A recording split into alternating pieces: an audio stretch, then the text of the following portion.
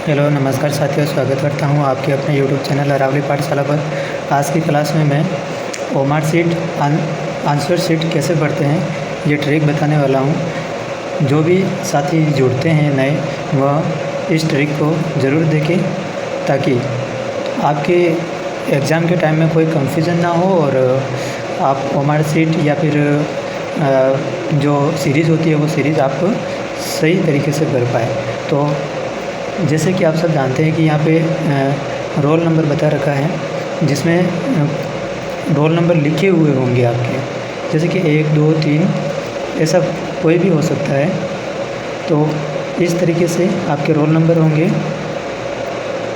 तो उसको क्या करना है, गोले भरने होंगे आपको। जैसे कि 1 नंबर यहाँ दे रखा है, तो इसी सीरीज़ में नीचे 1 नंबर का गोला भरना होगा। फिर दूसरे कॉलम में 2 दे रखा है तो नीचे 2 नंबर भरना होगा। और इसी तरीके से 3 दे रखा है तो 3 भरना होगा और प्रॉपरली भरना होगा।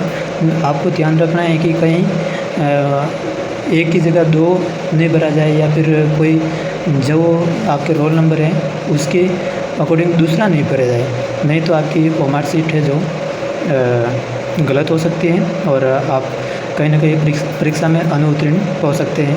तो इसी तरीके से 1 है तो 1, 2 है तो 2, 3 है तो 3 और 4 है तो 4, इस तरीके से आपको रोल नंबर भरने हैं। उसके बाद में यहाँ क्लास और ये तो नॉर्मल है, ये वहाँ नहीं आएंगे। और जो सिग्नेचर दे रखा है यहाँ पे, सिग्नेचर टू स्टूडेंट, ये आपके यहाँ नीचे यहाँ देखने को मिलेगा नीचे यहाँ पर। तो वहाँ आपको सिग्नेचर करने होंगे आपके खुद के, और जो सिग्नेचर होंगे, जो ड्यूटी आता है जो टीचर, वो वहाँ उसका करेगा।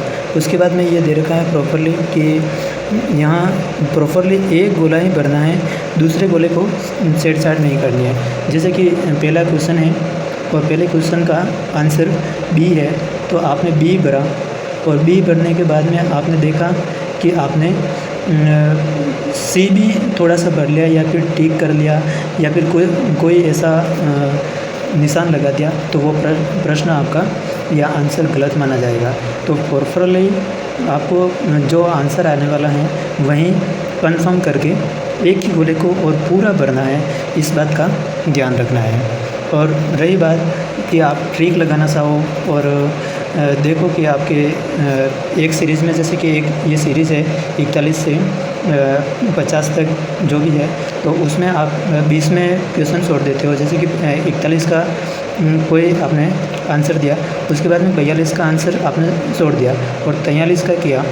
फिर आप देखते हो कि जो क्वेश्चन आपने 43वां किया है वह 42 में भर दिया, तो फिर वो वहाँ से आपकी सीरीज़ गलत हो सकती है। इस बात का ध्यान रखना। अगर 42वां अगर क्वेश्चन भी गलत हो गया और 43वां भी क्वेश्चन गलत हो गया, तो 44वां को ध्यान रखते हुए उसको प्रॉपरली वापस सही तरीके से भरते हुए और आगे बढ़ना है। इस तरीके से ओमार शीट भरना है और प्रॉपरली आपको एग्ज़ाम देना है। और जो भी स्टूडेंट BSTC एग्ज़ाम 1 जून के लिए जो उपस्थित होने वाले हैं, जो कि 6 लाख से अधिक फॉर्म भरे गए हैं, तो उसमें एग्ज़ाम देने वाले सभी स्टूडेंट को हार्दिक शुभकामनाएं। एग्ज़ाम अच्छे तरीके से दे के आएँ और सीरीज़ सही तरीके से प्रॉपरली भरे, ये मैं बता देता हूँ।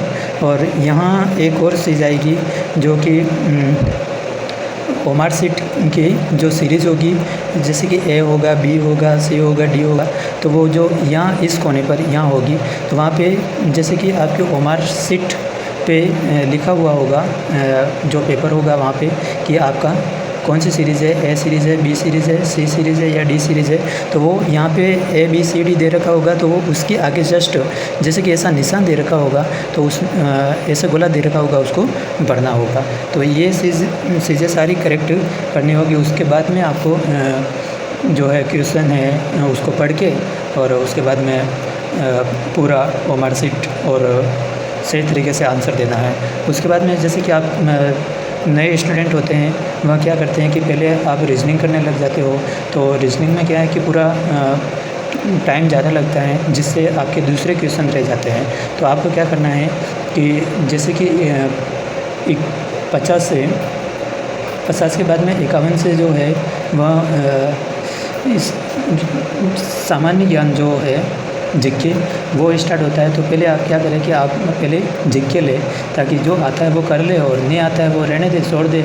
और जो पूरी एक बार क्वेश्चन हो जाए, 200 क्वेश्चन हो जाए, उसके बाद में जो छोड़े हुए गोले हैं उनको भर ले, ताकि क्या है कि वो प्रॉपर्ली सही हो जाए। तो जो भी कोई भी गोला होता है या क्वेश्चन छोड़ देते हो उसको खाली नहीं छोड़ना है, भले ई भरो तो भी भरना है और सी भरो तो भी भरना है। पर इस बात का ज़रूर ध्यान रखना है कि आपको कि इसमें जो है नेगेटिव मार्किंग नहीं है, इस बात का ज़रूर ध्यान रखें। और नेगेटिव मार्किंग